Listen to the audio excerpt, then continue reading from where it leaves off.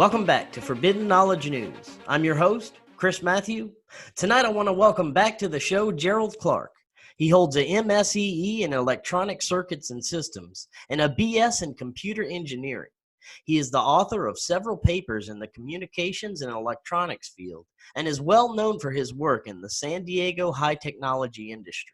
Awarded several patents in free space optical laser communications field while serving as Vice President of Engineering, LightPoint Communications, Inc.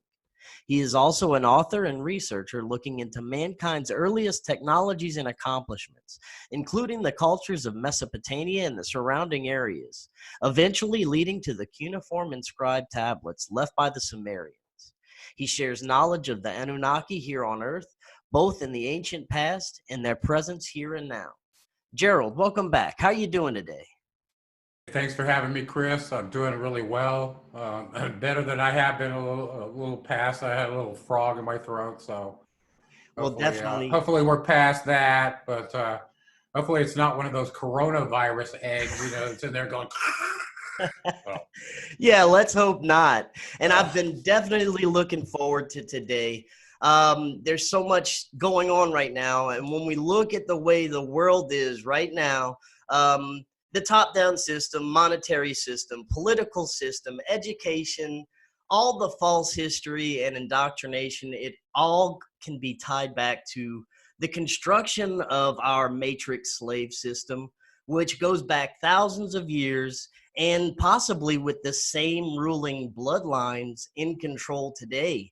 And I think by looking back, we can understand more about this and maybe even break out of this slave system eventually. And Gerald, it's been a little while since you've been on. I'd like you to tell us, what got you started? What opened your eyes to everything? And, what got you started down your path? I've told this story a lot of different ways. I just had this vision. What really opened my eyes to the idea that our constructs could be a hologram. That it could be something that's not completely real. And it took me a while to get there, but a long time, actually longer than it should have. And some traditions would call it the destruction of the illusion of the non-reality of matter to be part of their tradition. For me, it kind of came through my job, actually. I was doing sensor fusion in artificial intelligence. And part of the issue I had to do was try to describe to the computer what was interesting. And in that process, I realized that in sensor fusion, basically, you can model the 5 senses if you want.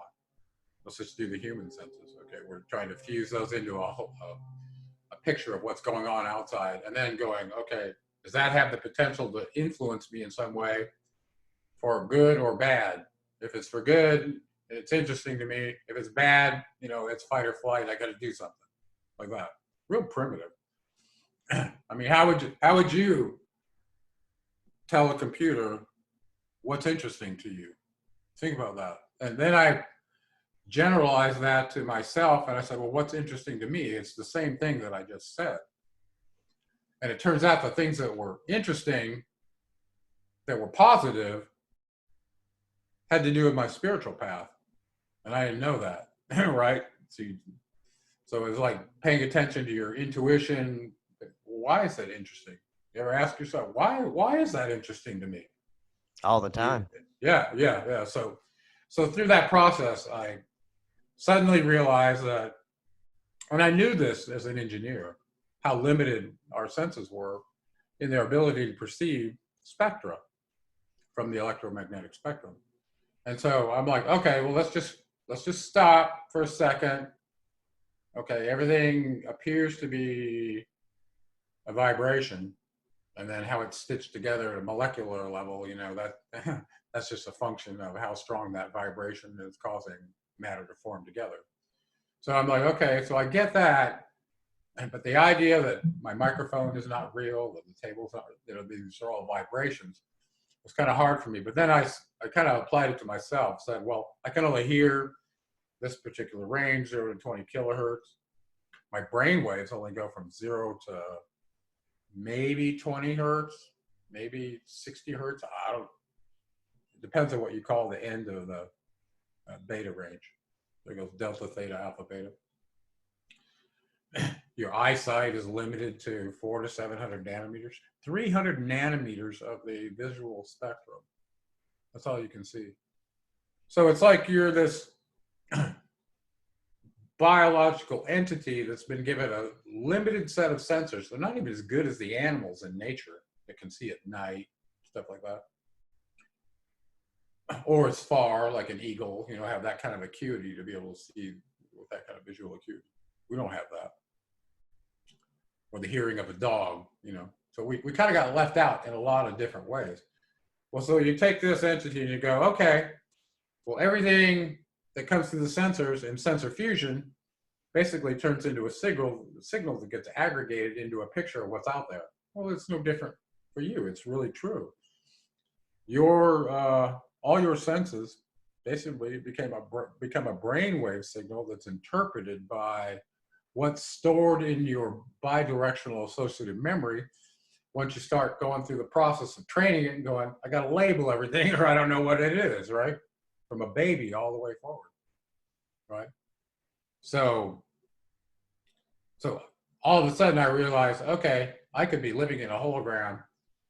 You could be presenting me with limited information. There could be somebody standing right next to me that could exist at a different wavelength and I couldn't even see them, okay?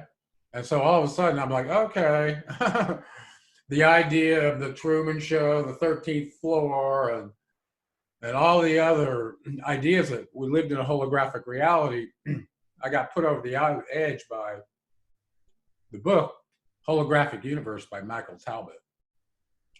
Have you read that book? Yes, definitely. Yeah, so once I read that book and realized we're living in a hologram, I was like, okay, whoever designed this hologram was pretty freaking smart, okay? I mean, this is alien intelligence stuff right here. And so putting 2 and 2 together, I started asking myself, when I wrote my first book, The Anunnaki Nibiru, once I realized that it looks like they definitely did the genetic splicing, like they said in the Atrahasis, if they did that to us, my next question was, as an engineer and realizing the whole reason they're doing this is to keep you from revolting again. What are they going to do in your design constructs to keep you from being able to revolt again? That's what, right? Well, it looks like they use the electromagnetic spectrum to do that.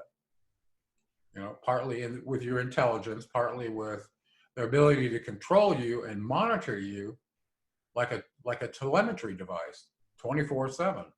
So when I started pondering that, I said, is that possible? Could they have designed this so they could monitor our brain waves that are electrical signal, meaning if you're close enough, you got the sensors, you can read it all the time, okay? So they can see, is there a rebellion brewing, like that movie Inception, where you're trying to anticipate some problem going to happen. Well, they probably had that intelligence if they had that control of the electromagnetic spectrum way back then. And I think they did. This is the question. Do you think the Anunnaki, 220,000 years ago, these galactic travelers, had any kind of control over the electromagnetic spectrum, more than probably we even know about? What do you think? I mean, I would have to imagine that, you know, if you have the capability to travel the stars, to interact with different beings, that you would have more knowledge of how these advanced technologies, energy, the electromagnetic spectrum works, and you would know how to manipulate and use it.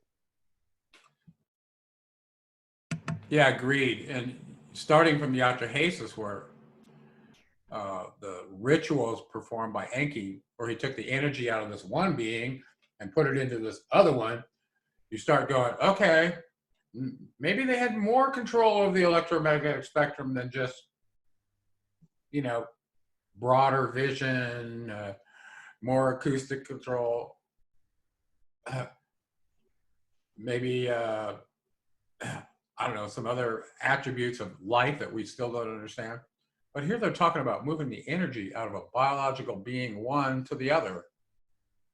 I mean, this is advanced energy control. Okay, so let's start from that. So if they made us and they did that, I started pondering, well, you know, could they have used, how could they put a thought in our mind if they wanted to broadcast to all of us at once, for instance? Well, we have entrainment. You can do it with entrainment. You know what that is, right?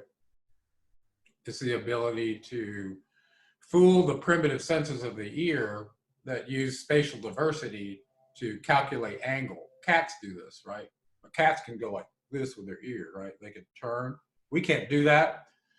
But because we're spatially diverse receivers at our ears, if I'm here and a sound comes from over there, it's going to hit this ear before it does this one. It creates a small phase lag that's a primitive signal that our brain can detect. It turns that lag distance into an angle so that we know where to look and go, where'd that sound come from? That's how we can do that, just like a cat. This primitive feature of ours allows us to be entrained to sound, okay? Even sound we can't hear. As long as you can get it into the brainwave region, through and it comes into the head, then you're okay, and you can do that by mixing and splitting signals and blah, blah, blah, okay? With, anyway, and this is what the HARP program was using in the ELF. You know about that, right? The extreme low frequency that maps to the human brainwave. They were able to use spatial diversity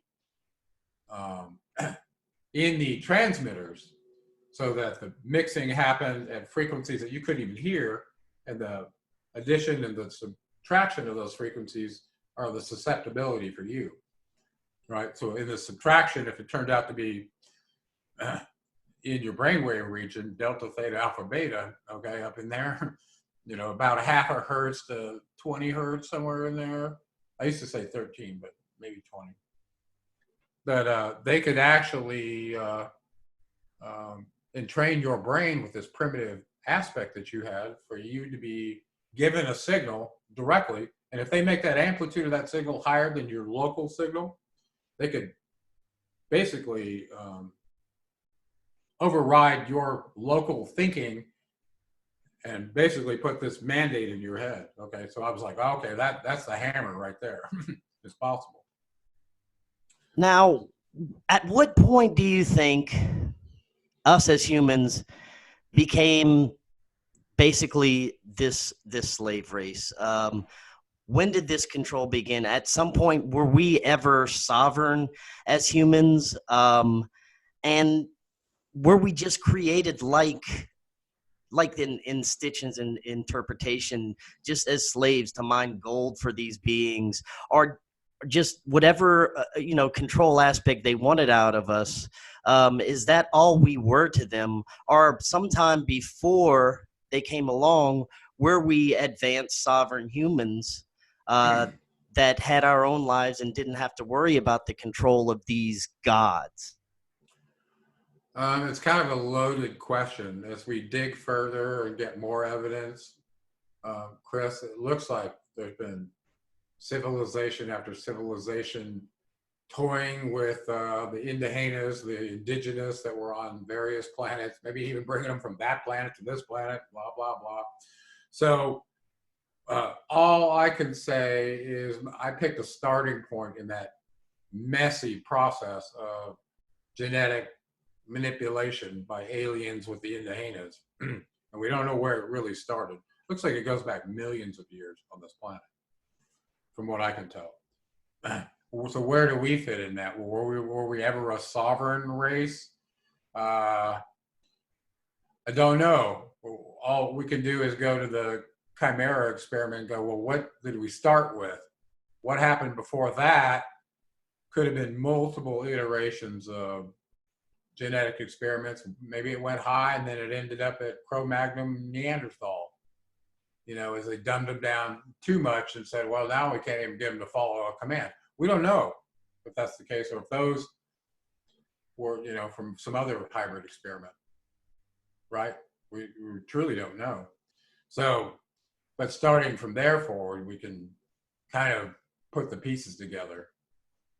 So, and that looks like it happened in accordance with the genetic Eve and the genetic Adam study. I think it was sponsored by the Smithsonian. I had this in my first book. They followed the X chromosome and the Y chromosome, and they have a decay function that is known. And based on that decay function of those mitochondrial DNA and the X chromosome, they were able to locate the genetic Adam and genetic Eve according to that strain of what they found. And that turned out to be, from my recollection, seeing the study, it was somewhere in the neighborhood of 200 to 220,000 years ago.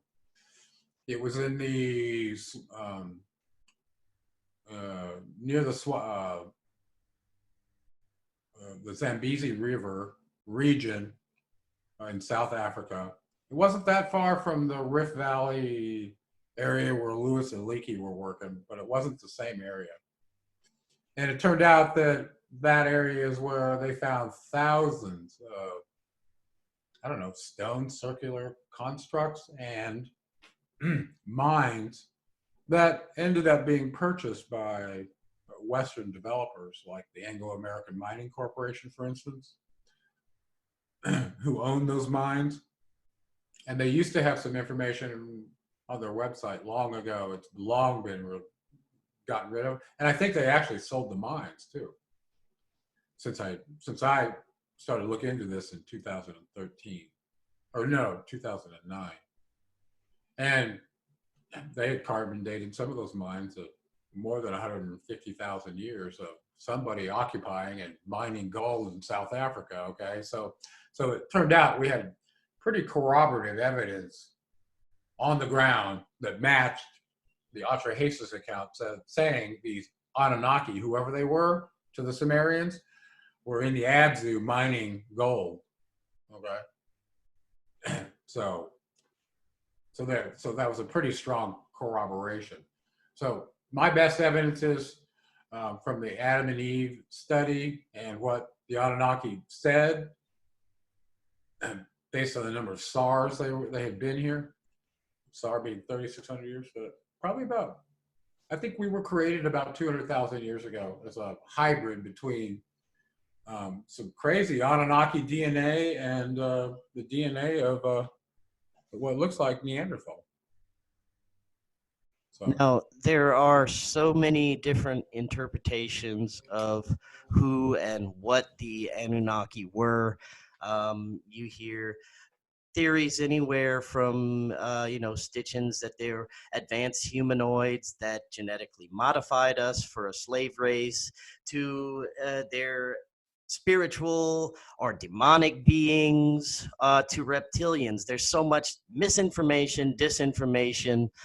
Let's break down who these Anunnaki are. Are they extraterrestrial humanoids that came here because they needed help mining gold, or are they something else? To you, what are the Anunnaki and who are they?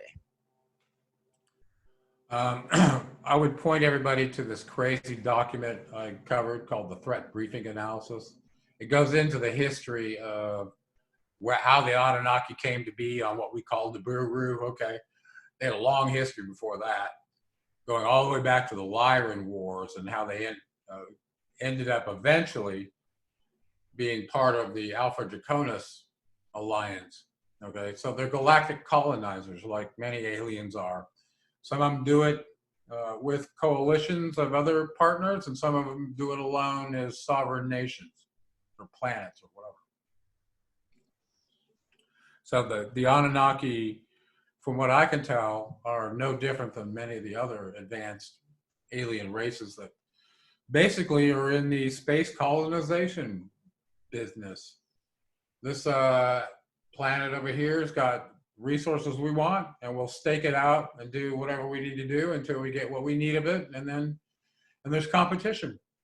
Okay, I mean, this is what I think is the reality. And sometimes there are wars, and there are councils that are trying to control different regions and all that kind of like the movie Star Wars in a way. Okay, so according to the KGB report, you can find this on YouTube, by the way, a list of what they believe are the alien races that have visited this planet with their pictures and descriptions and stuff. I think there's about 80 of them that they have. No, I think it's more than that. And then the U.S. in this threat briefing report, they said there's been over 50 races that have come here. Some interact with humanity, some of them don't.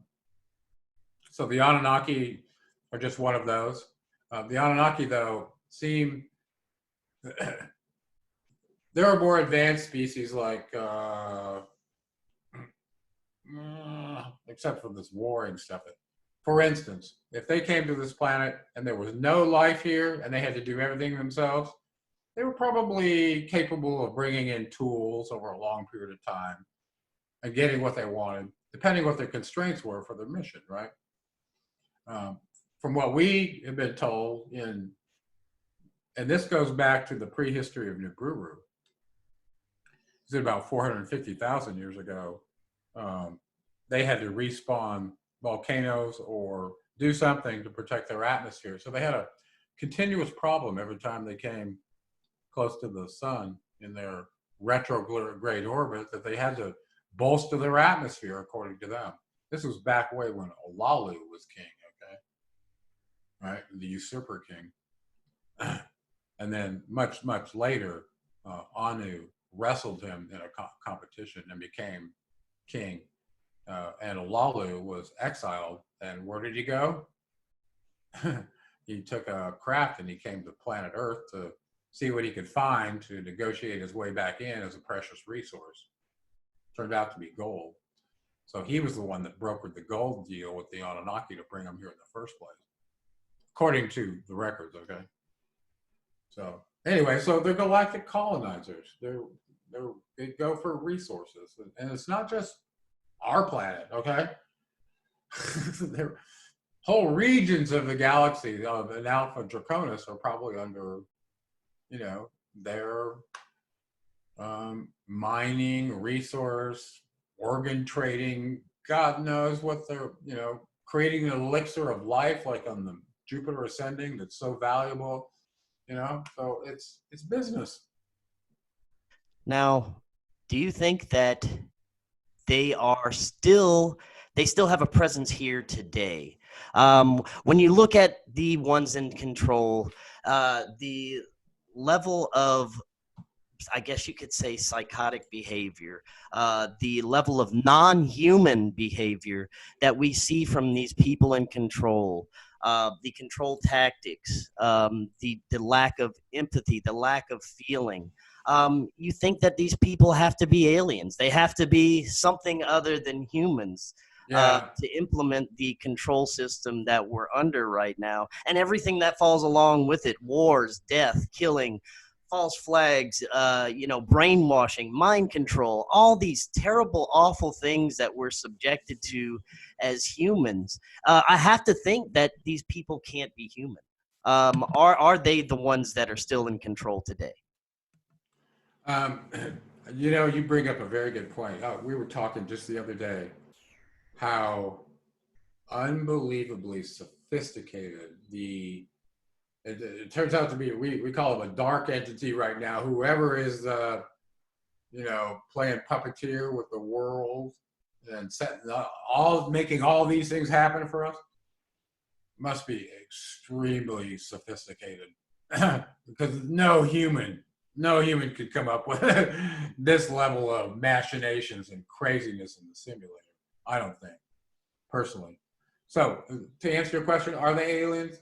Well, yeah, they're alien from this planet. They're just another race, okay? They're alien to us.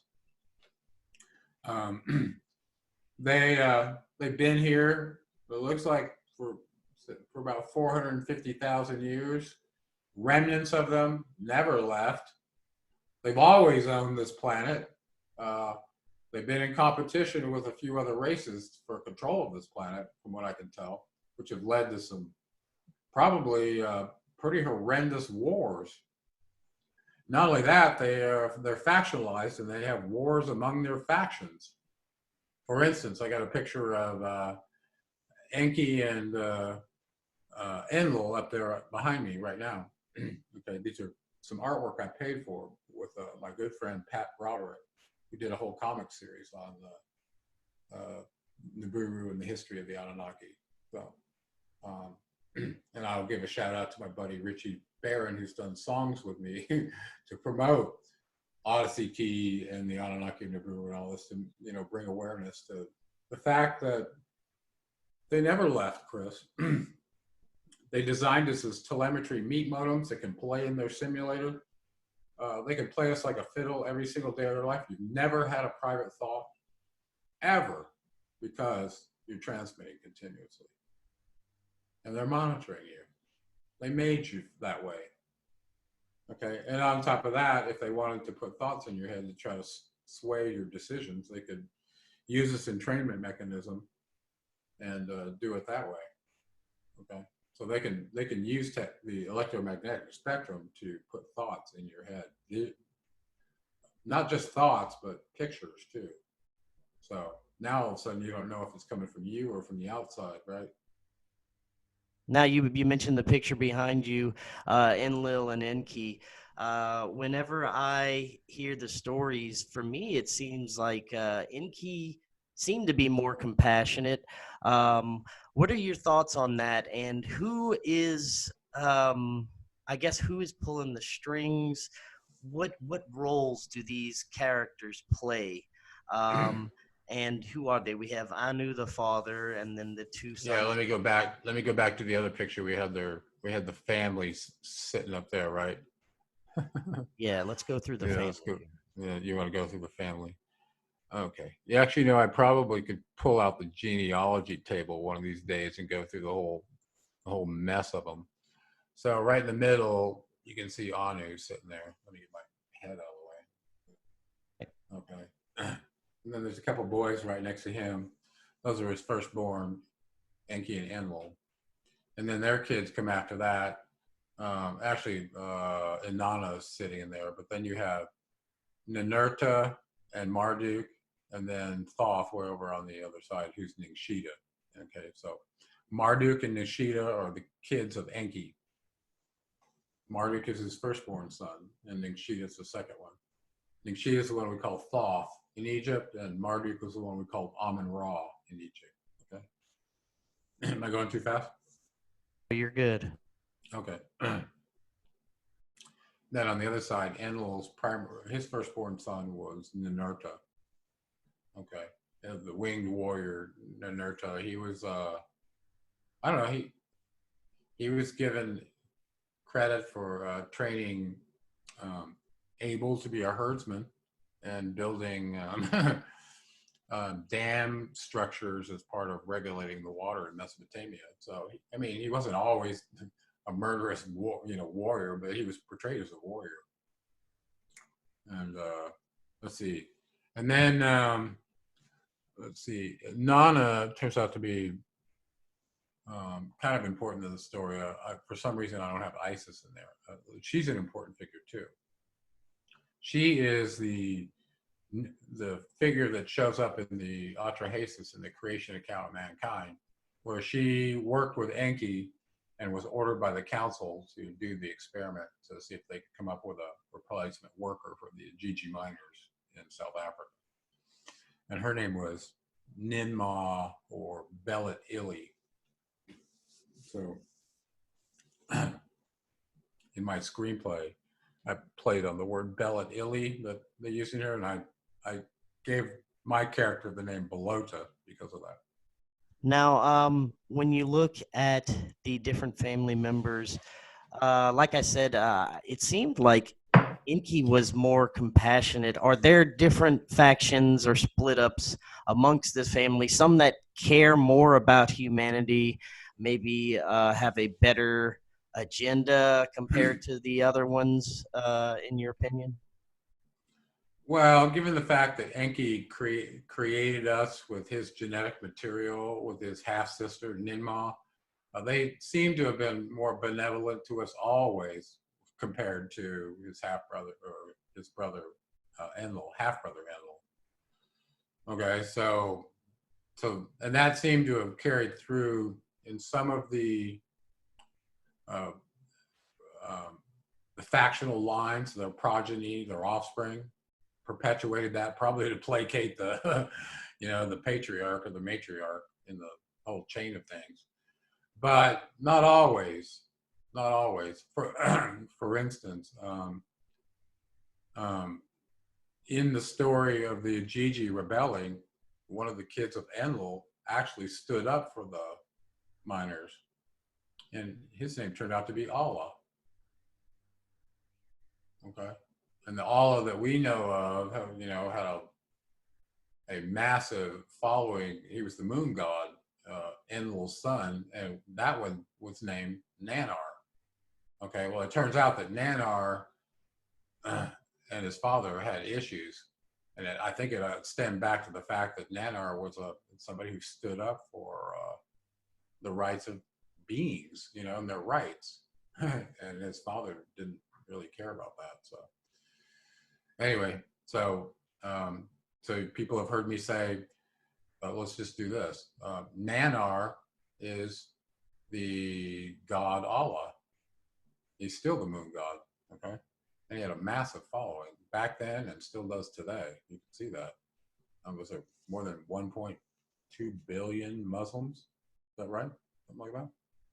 Sounds right. A lot. Yeah. And of course, Enlil, for those who don't know, was the god of the Old Testament. That was Yahweh. Okay, I think he's still around, and he is in some sort of weird, dark alliance with Enki's firstborn son, who Enki has, I don't know, alluded to him as the rotten seed of his, or fruit of his seed, in occasion. So there's problems between kids and the parents too. They're not just all like pure and everybody, okay, they're of this bloodline, so they're all the same as the father. Not quite, okay? It's complicated. And they seem to have personalities that range from the same as we see in humans on this planet. They go from damn near serial killers to pretty saintly, okay? So you can't go, okay, well, everyone's an individual and they have free choice. And that goes for the Anunnaki too. Now, I have an interesting question about the whole spiritual, I guess, occult aspect to this. Do these gods have gods? You hear words like archons, and it makes you think of demons, spiritual beings. You hear in cases, rituals of these beings giving extra power, sacrifices. And you see this kind of tied in with elite practices today, the pedophilia, the satanic rituals, all these occult practices that are especially integrated into our media, TV, movies. Seems like it's a form of indoctrination, preparing us for something. Do these gods have gods? Is there some sort of greater spiritual power that they are utilizing and worshiping? Okay, I'm going to separate do these gods have gods from the characteristics we're seeing with Pizzagate. Okay, I think those are two different things. I wrote my second book, The Seventh Planet Mercury Rising, to answer that question. If the Anunnaki created humans, okay, and put them in this simulator where they're enslaved, serving them, doing all their bidding, I mean, and we are, including still getting their gold. I lost track of what the second part of that, what I was going to say. Do the gods have gods? And So yeah, so I was like, okay, so I wrote my second book to answer that question. Who is God to them? Who's God to them?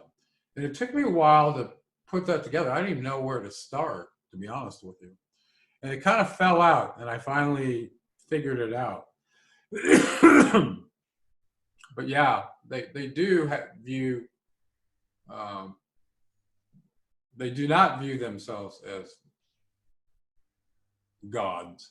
Actually, they view themselves as, I don't know, an advanced race, and gods relative to us for sure, but not the creator of all, with the kind of powers that come with that co-creative capability. But they do have some pretty advanced abilities relative to the electromagnetic spectrum that we really don't fully understand how far it goes. I mean, if they've got a 450,000 year minimum head start on us, imagine how far along they could be. Definitely. Now, that being said, let's address the other side that I was talking about, the satanic aspect, the ritualistic. What is that? Where does that fall in?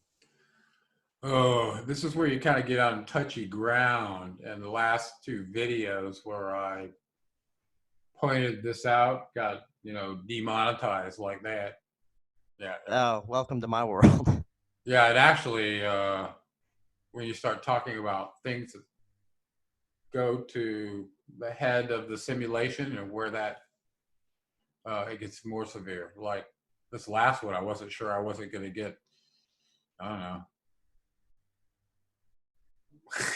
I don't even want to say it. Anyway, yeah, the more severe one for the $45,000 fine, that one, from the new FCC controls on YouTube. Oh, what's that? Oh, there's this new level of, you're putting your videos on YouTube now is a liability. Like if the FCC says that you have done something to violate this new Child Protection Act, Right. each video could be fined $45,000. So Oh, all of a sudden, yeah. well, yeah, that's why they have you declare your videos, not safe for children, which I have marked all my videos. Definitely that 100%. I thought about that. So imagine you're doing like an animation or something for a client. They're trying to sell something and a kid likes it. And they go, oh, well, it wasn't for kids, but you made a cartoon. And so, you influenced them, that kind of stuff. Right. Well, let's discuss what we can about it. I mean, Okay. what is this control aspect? Well, we got to go back. You got to go back all the way back when this crap started. Okay. And you can trace it back in history. And I'm talking specifically about child sacrificing, the most severe, shocking part of it.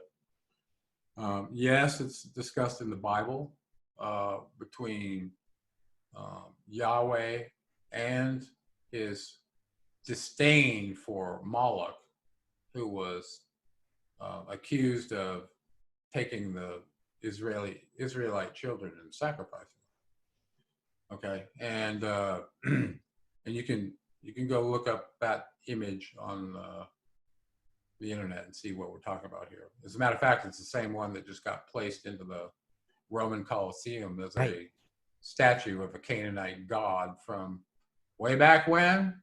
Hey, that one. Okay, so I won't say that M word again, but that's what we're talking about here.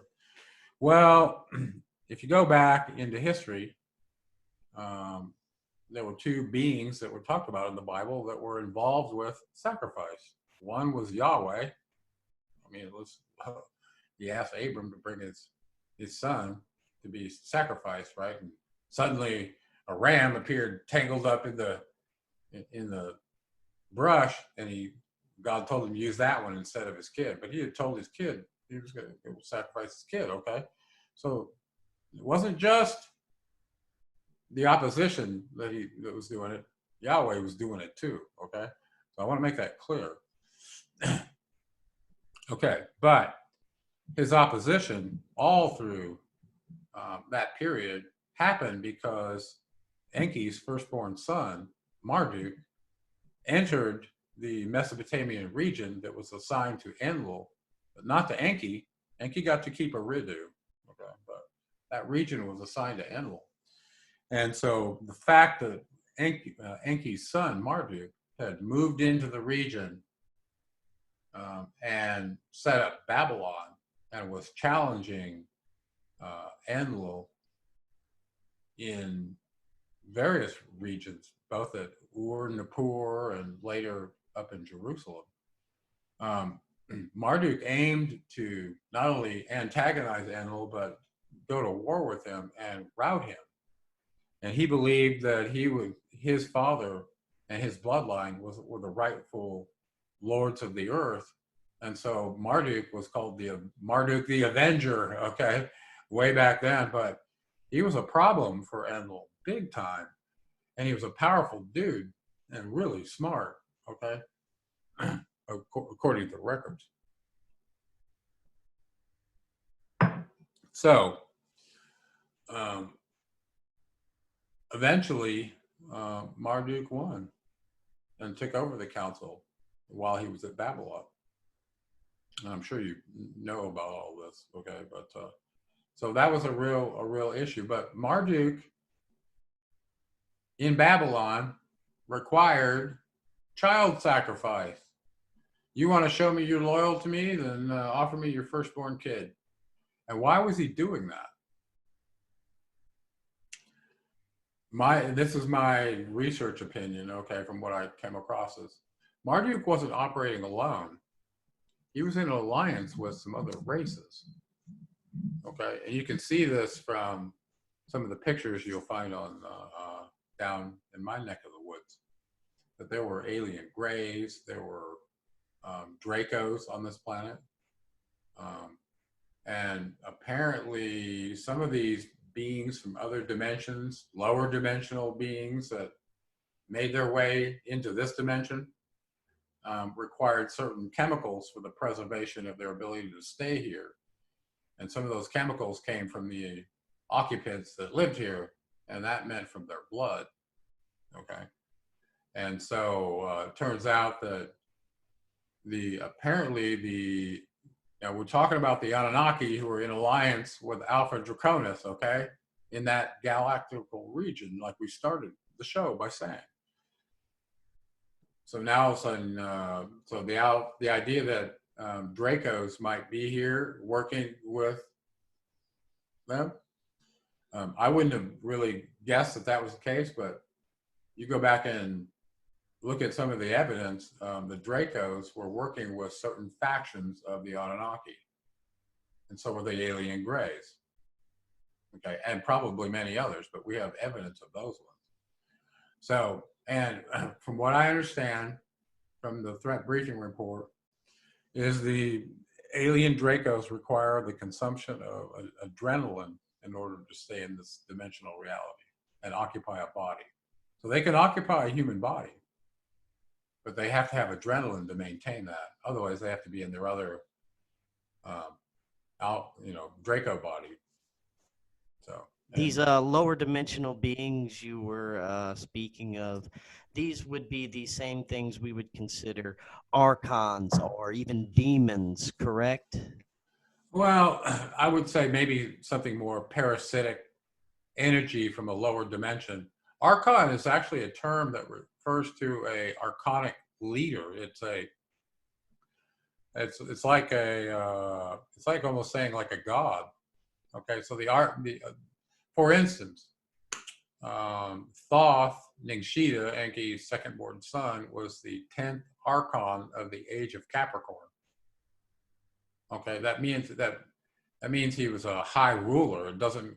So somehow this term Archon has become, I don't know.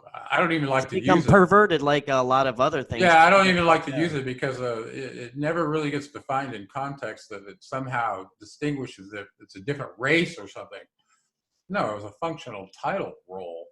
So anyway, but these lower dimensional beings were mentioned in the Emerald Tablets by Thoth, that when Atlantis had mixed too much DNA with other species, and their nobleness became debased, and they started seeking greed and power because of their living in their ego, not into their Christ consciousness that they were supposedly designed to live in through their, interface to the electromagnetic spectrum. But assuming they have that, they left that in us, right? So don't let me get lost. But they opened the portal according to the records and let in these lower dimensional beings in order to facilitate giving them more power.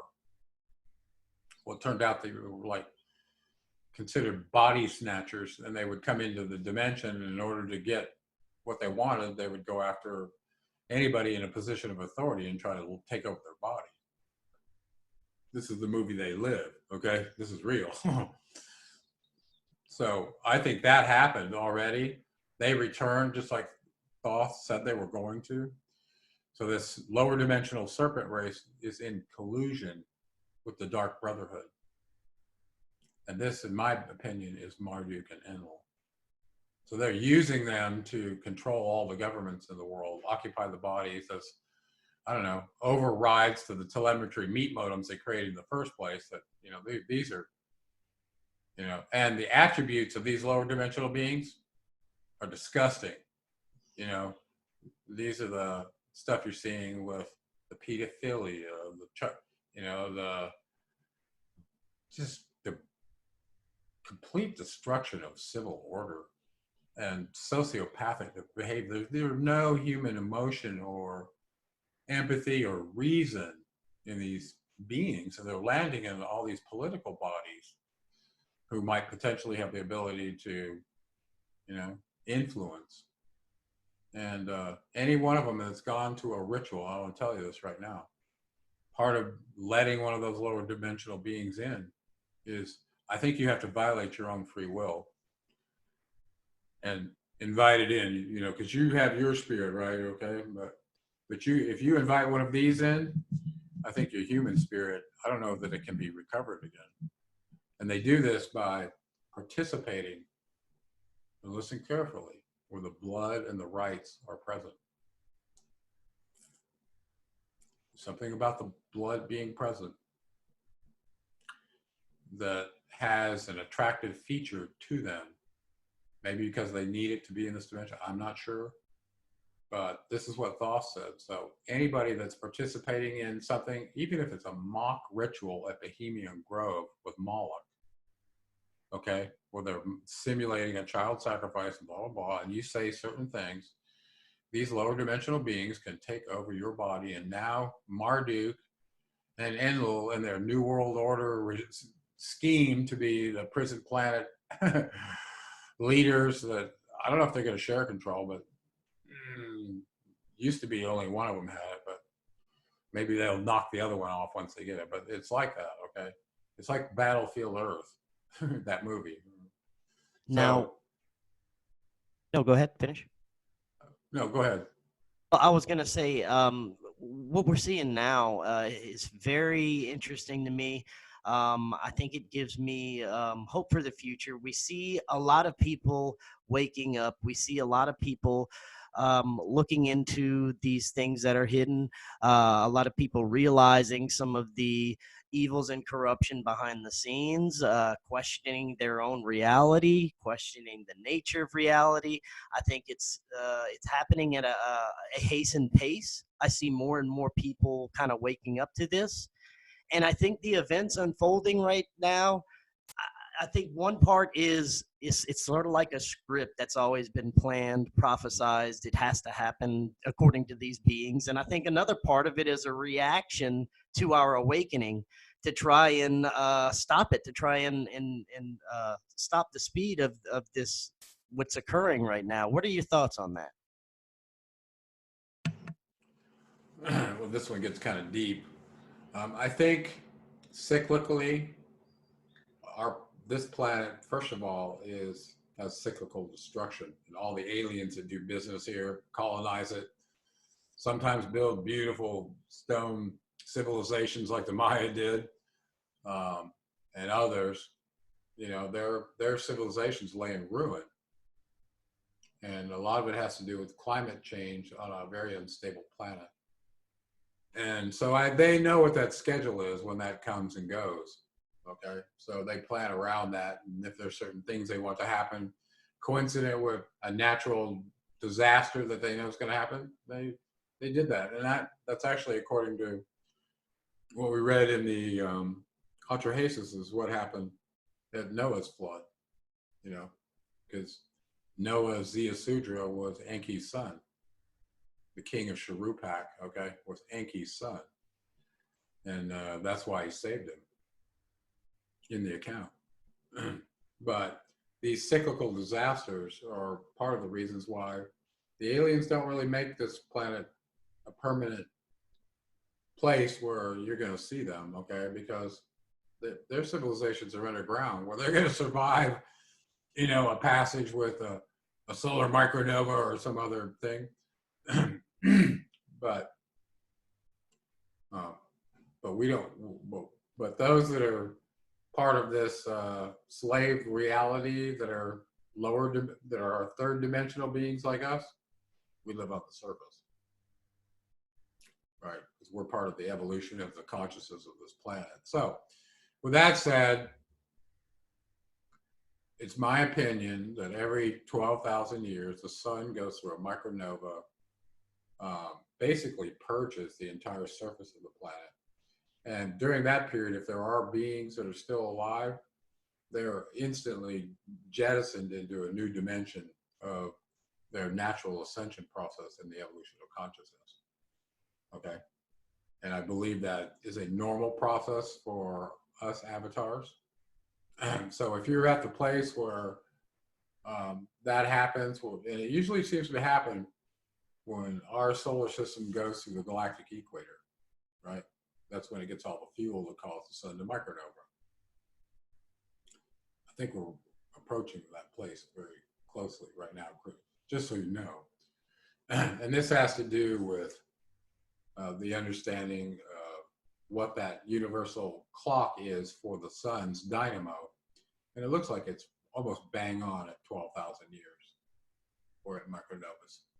Okay. I mean, I get the feeling deep inside that something big is on the horizon, that we're headed for something that'll change the world forever. And I'm just wondering if this is something that we can see in our lifetime. And it also seems that we have to go through a lot before we can get to it.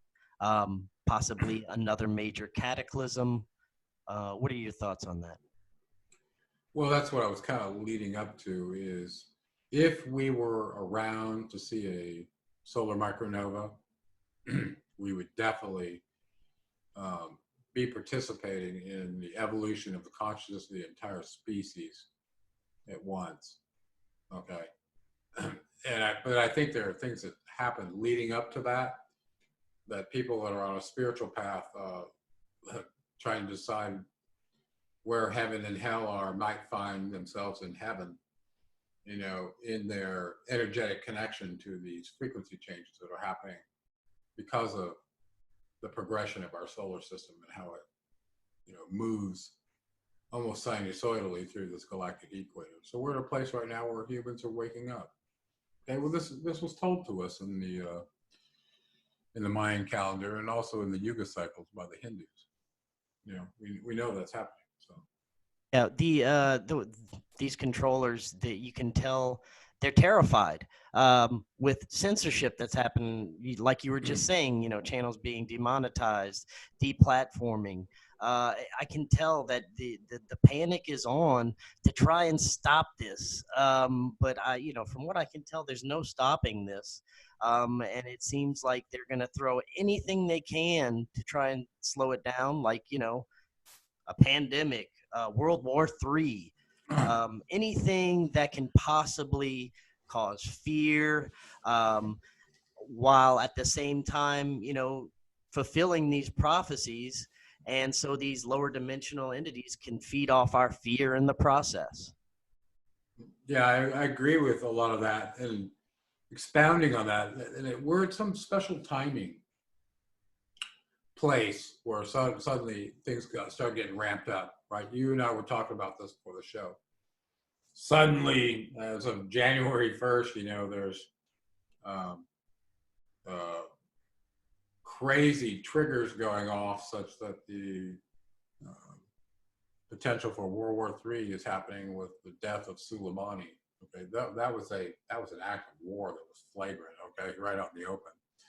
And just days prior to that, the nuclear clock had been set to, I think it was a minute and a 10 half. seconds. Oh, is it 10? No, Yeah, I'm sorry, 100 seconds. Yeah, yeah, it was 100 like seconds before midnight. like a minute and a half or something like that. So the closest it's been in a very long time, with all the problems going on in the world. And let's face it, mankind's never built a weapon that they haven't used.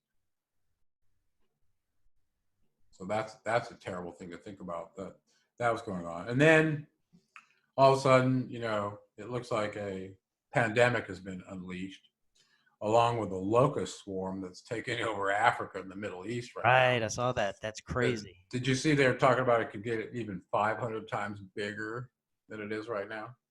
Didn't hear 500 times bigger, but yeah, I saw that it's spreading, and there's panic with the loss of crops and the fallout that's going to create. It's absolutely like you said, all this is happening. Seems like an alarm went off at the January 1st, and all of these events just started to unfold rapidly.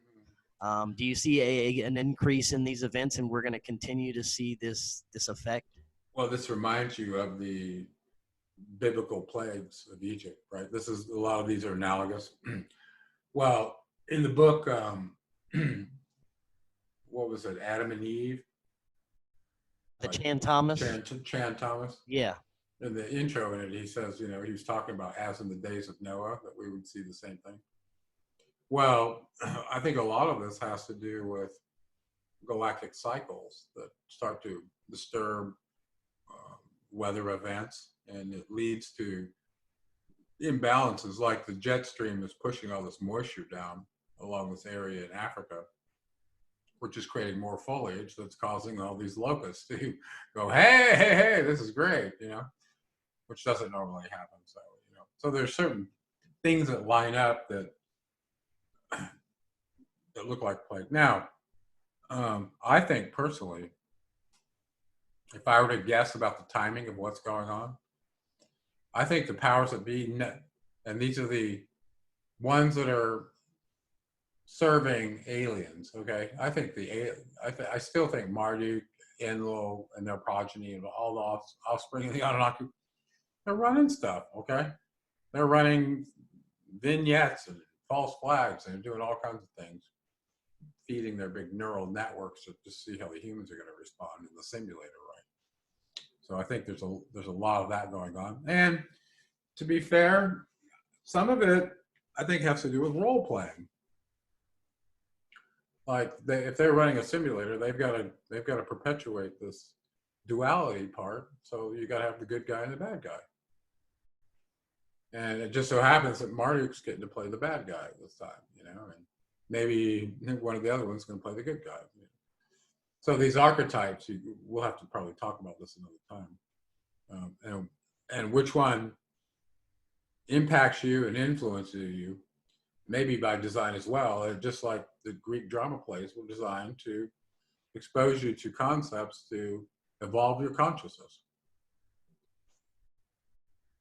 So to what extent are these crazy shenanigans the Anunnaki are doing designed to evolve the slave simulator's consciousness? Right? All the slaves in the simulator. And why are we slaves? Because we haven't evolved our consciousness to the point where we even understand that there's a distinction between energy and matter and how it applies to us. That's part of why we're here.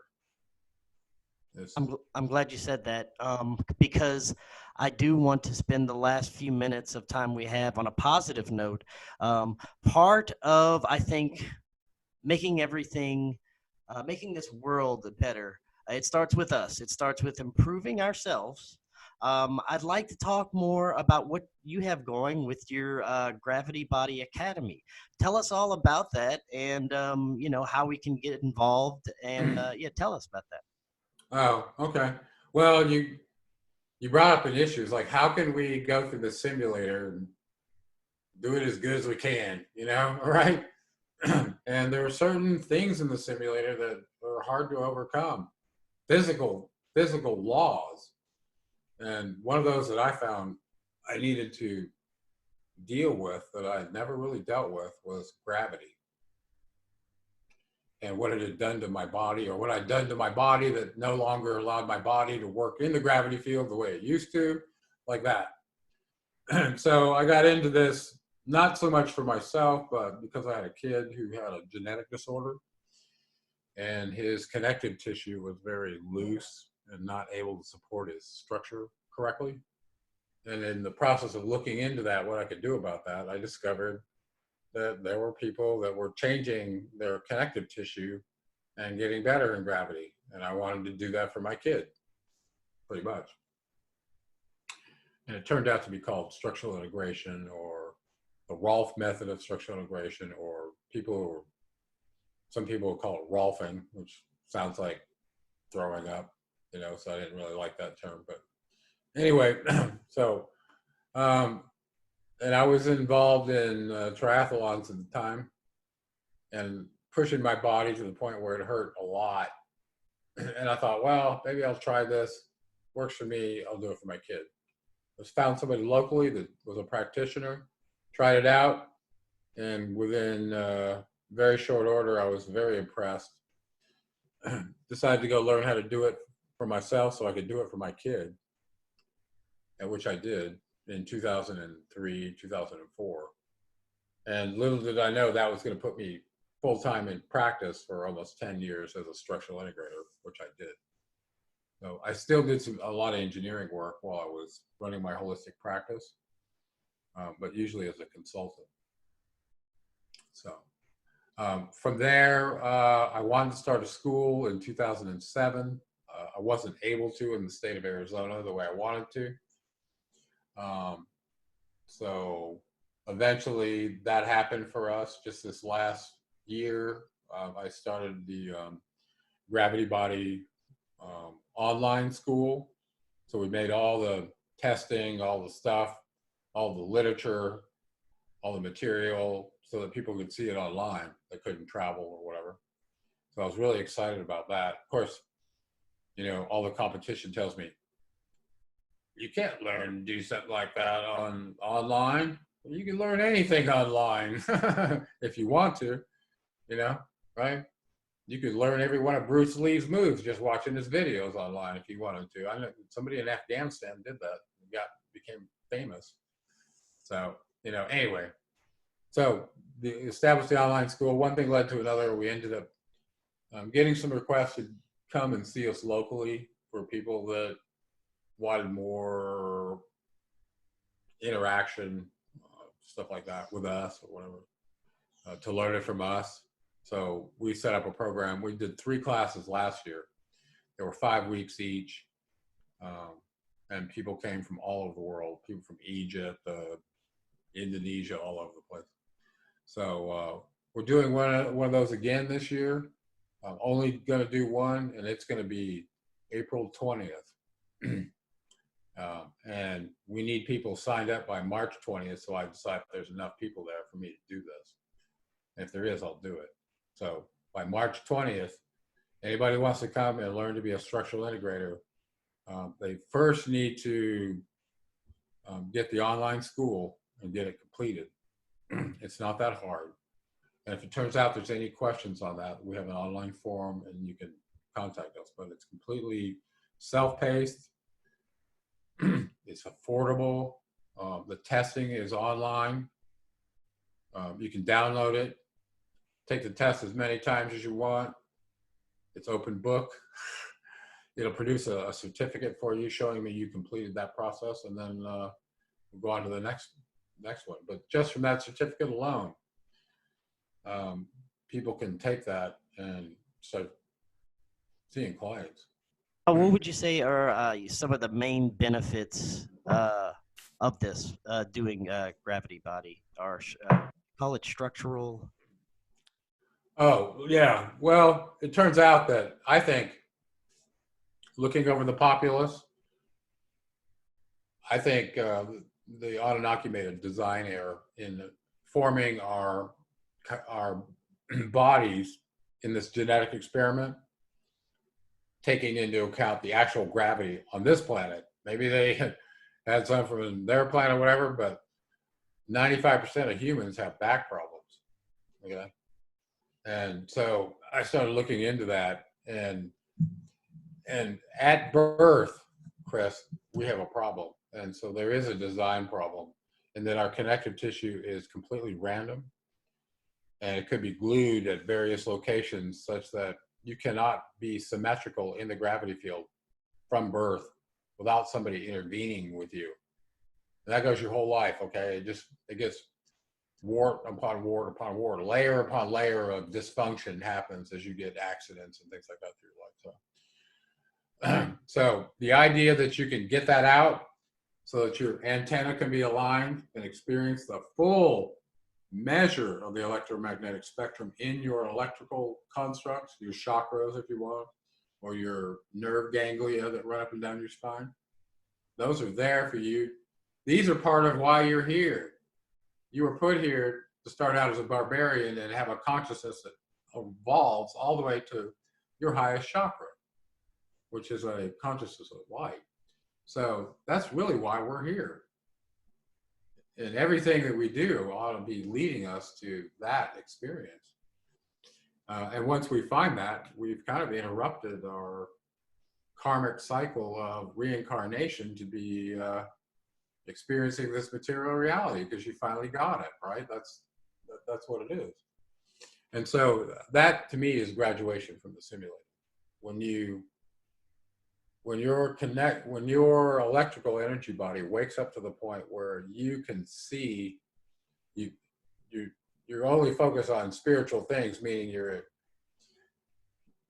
very concerned about your energy, the quality of your energy as it coincides with that was given to you by the creator of all.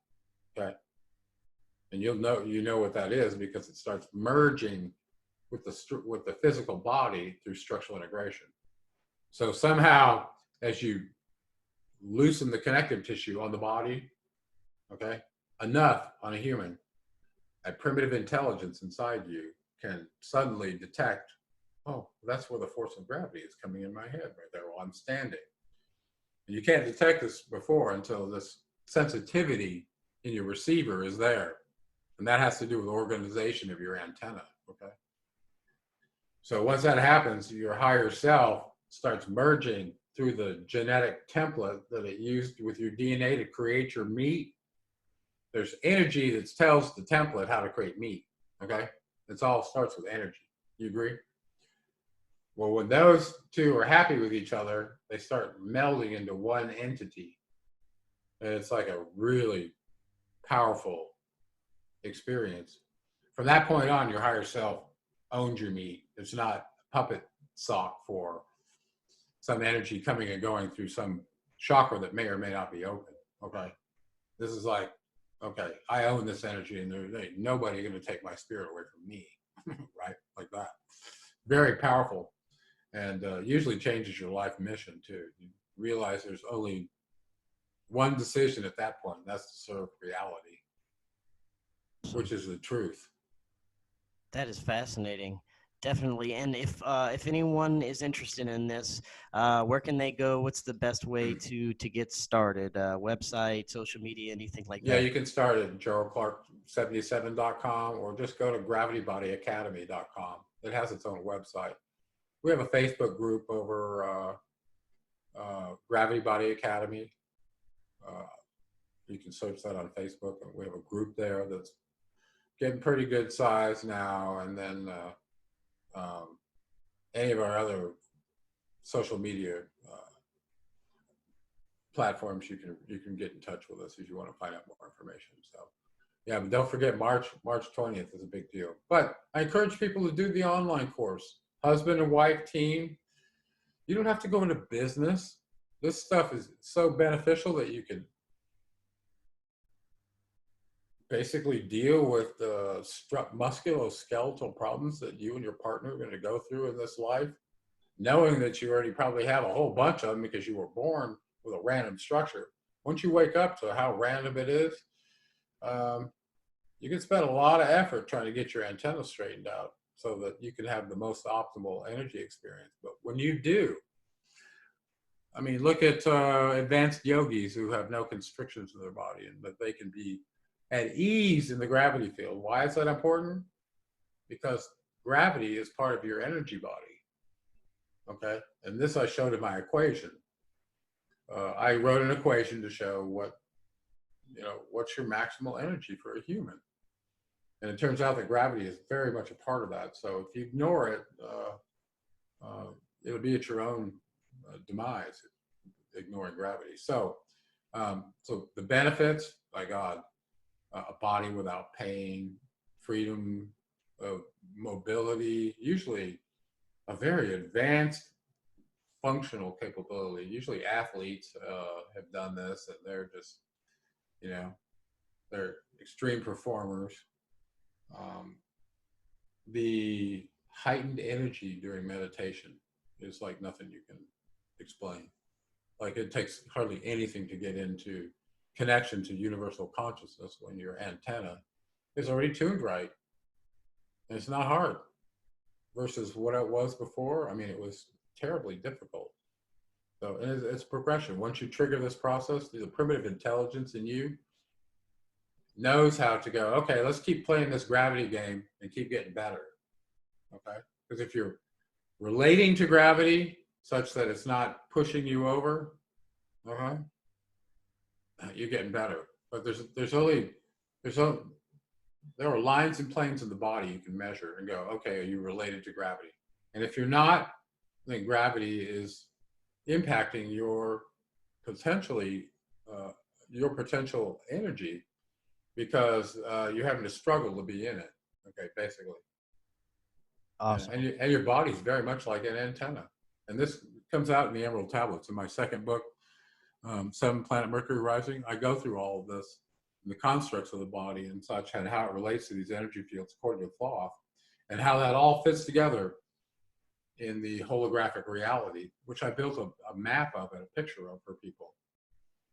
Based on the Emerald Tablets, so all the dimensions and blah, blah, blah. So it kind of all starts coming together that we're definitely spiritual beings having a material experience, and that material experience is in a very controlled construct that we like to call the hologram, the matrix, or the prison planet, whatever, the Demiurgus system, right? Like that. So, yeah. What do you say? Did we cover enough?